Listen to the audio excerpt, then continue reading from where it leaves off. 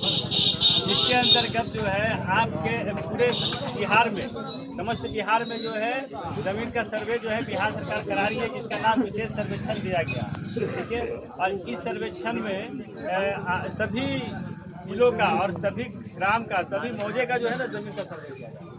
ठीक है, इस सर्वे को करने के लिए हम लोगों को जो है, आप लोगों को विशेष सर्वेक्षण अमीन, कानून गो और सहायक बंदोबस्त पदाधिकारी, फिर उसके बाद ऊपर लेवल का डिस्ट्रिक्ट लेवल के मतलब सारे अधिकारी हम लोग मिलकर के लगे।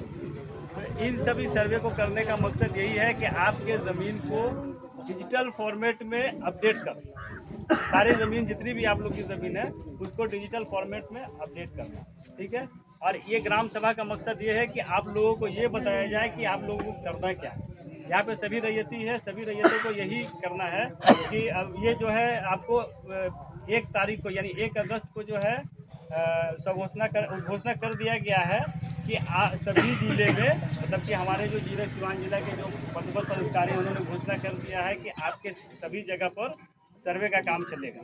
ठीक है, उसके बाद आप लोगों को फॉर्म 2 भर करके और अपने पेपर को, जो भी पेपर आपके पास है, जो भी साक्ष्य आपके पास है, उस पेपर को प्रपत्र 2 भर करके, ये प्रपत्र 2 है, प्रपत्र 2 भर करके आपको उसके साथ पेपर लगा करके, आधार कार्ड लगा करके ऑनलाइन भी कर सकते हैं और या फिर हमारे पास भी जमा कर सकते हैं। ठीक है, और उसके बाद अगर उसमें के जमीन का अलग अलग होगा कि एक ही में हो जाएगा, एक ही में भी हो जाएगा। अगर अलग ज़्यादा रहेगा तो फिर दूसरा पेज में जाएगा, उसके लिए कोई नहीं है। अगर ज़मीन खतियानी है, उसमें जो है आपको पूर्वज का ज़मीन है तो उसमें आपको वंशावली रहेगा। वंशावली जो है आप सरपंच से भी करा सकते हैं, ब्लॉक लेवल पे भी करा सकते हैं। वो वंशावली लगा करके और उसके साथ सारे पेपर का साक्ष्य लगा करके अपना अपना घोषणा देंगे। उसके बाद फिर हम लोग जो है 13 लेखन का काम करेंगे। उसके बाद फिर आपके प्लॉट पर फिर हम लोग आएंगे, जिसको किस्तवार का नाम दिया गया है। उस किस्तवार में हम लोग आपके प्लॉट का वेरिफिकेशन करेंगे।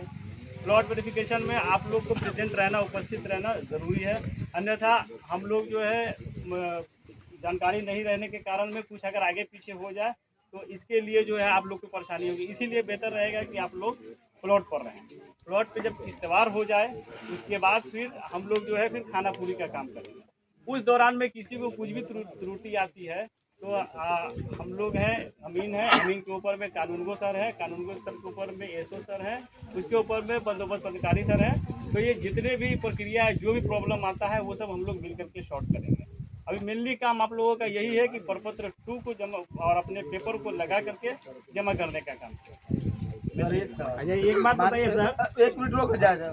मान के चलिए 2-3 भाई हैं और एक भाई घर पर रहते हैं, 2 भाई परदेश में रहते हैं और एक ही भाई कागज पत्र का रसीद लगान वगान काटाते हैं और उनका नियत खराब है, 2 भाई को कागज नहीं देते, तो इसीलिए वंशावली दिया जा रहा है ना। तो वंशावली के आधार पर अगर पेपर नहीं देंगे तो वंशावली देंगे तो हो जाएगा। वंशावली का आपको देना होगा, वंशावली का फिर हम लोग सत्यापन करेंगे, ऐसा ही ग्राम सभा कर करके उसमें फिर तीनों का खाता अलग अलग करने का प्रयास किया जाएगा। मैंने वो पेपर तो उनके पास है, पेपर अब उनके पास नहीं है तो कोशिश कीजिए पेपर निकलवाने का।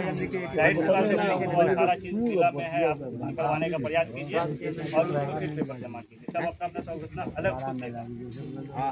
एक बात बताइए सर जी, ये सरपंच साहब का वंशावली बनाया हुआ चलेगा ना? हाँ हाँ, सरपंच साहब, कोई सीओ साहब की भी कोई मैंने नहीं कोई अगर दे सरपंच से भी चलेगा। उसका फिर हम लोग जो है ना फिर उसका वेरिफिकेशन करेंगे। जी जी, ठीक है। और एक बात और बताइए, ऐसा सरपंच कहता है कि हम लोग ऐसा कुछ नियम नहीं है सर, ऐसा कुछ नियम नहीं है कि आप आए हैं तो कहीं एक ही जगह बैठा करके अपना थाना पूरी करके मैंने चले जाए, ऐसा कुछ नहीं। हर आदमी से आपको मिल करके, हर आदमी से मैंने रैयत से मिल करके आपको काम करना है। रैयत से मिलना और सभी रैयत का काम करना। चलिए ओके सर, एक बार नंबर सजीव साहब एक बार आप थोड़ा खड़ा होकर बता दीजिए वंशावली का। चलिए एक बार नंबर सर।